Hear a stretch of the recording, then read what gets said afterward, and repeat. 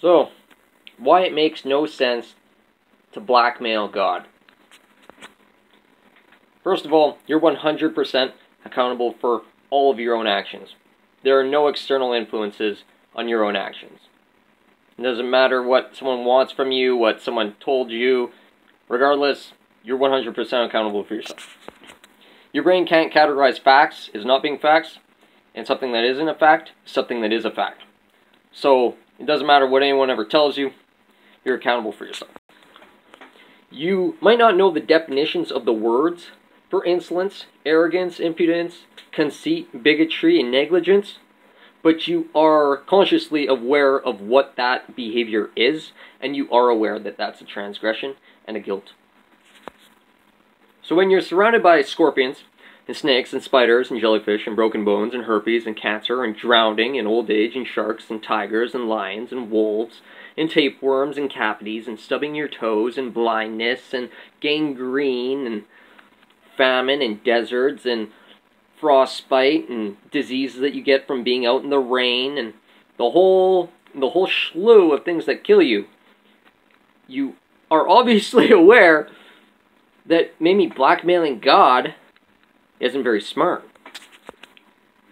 More so, saying that God is responsible for your guilt and your actions because he didn't personally lead you away from it isn't a very strong argument against someone who doesn't care about your excuse.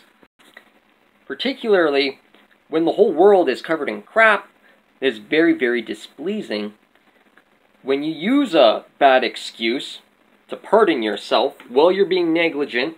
You're probably destroying the environment by completely funding criminal cartels buying marijuana or booze or porn or sex toys or sports equipment or oil or burning oil and the whole things like that. Considering dirt roads kill frogs. Every spawn, a frog can't cross a dirt road. They're too young, they die from the dirt. It collects on them, etc.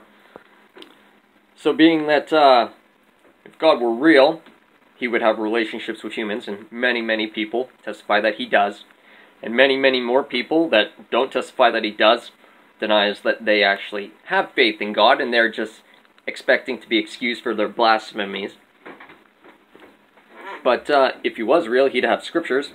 And when you read those scriptures and you see that you're not allowed to facilitate or promote or idolize or partake in womanizing, the fucking and chucking of other people's daughters, or prostituting in a monetary system where you have to have money in order to pay your taxes, and to earn the money that you need to pay your taxes. Otherwise, you can't have titles or licenses or deeds.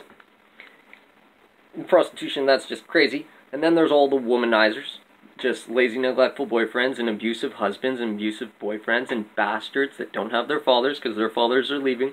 You're facilitating a culture. So when you see you're not allowed to be an adulterer, you know exactly what's wrong with it. And the question is, are you going to try and get your comeuppance?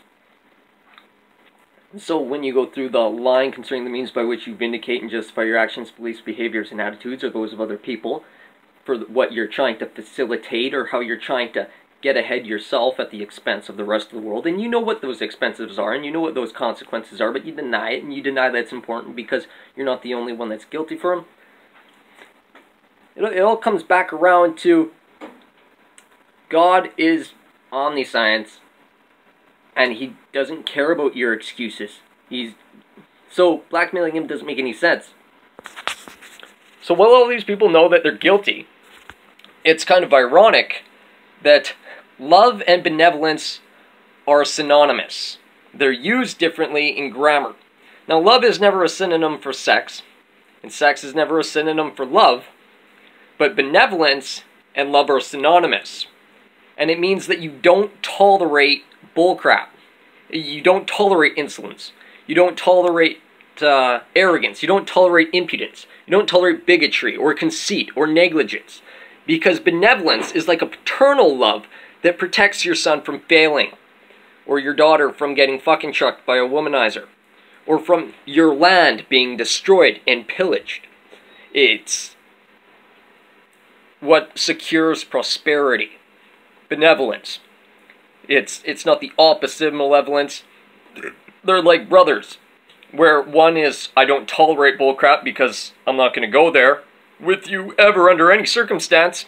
I will not change my ideology because I am omniscience. I do not change. And then malevolence is, but I take pleasure in absolutely obliterating the intolerable conduct. So you have Jesus and you have Satan. You have what's right, and you have everything that's left over. And so that's who you're blackmailing. And everyone's aware of that. And everyone, when they review what they actually know about God and about religion and about themselves and about the conduct of the world and the manifestation of reality, they know exactly where they're coming from and they know exactly where they're going with that. Now, the enigma is that God is so magnificent that were you to burn in hell for all of eternity, He is in no way impaired in His glorious qualities. So you're going, it doesn't matter what I do, because in the end everything's going to work out either way. And that's God's enigma, because there's only one test of life, it's this test of life, that, yeah, when you're burning in hell, He's still perfect. That's the joke. So God gave humanity immortality in the flesh the first time. You don't be lazy. You don't be perverted from eating hormone-saturated animal meat or eating from the apple on the tree of knowledge of good and evil. I'm holding my nuts. You don't eat hormone-saturated animal meat. You don't think about sex and you don't masturbate. And you don't be a bigot. Because you can't justify the logic of your bigotry. Your dismissal of important facts. Your disregard of important facts. Your inconsideration for other people will inevitably come back to you as an aneurysm. You can't shove that camel of stupid thoughts through a little vessel after you've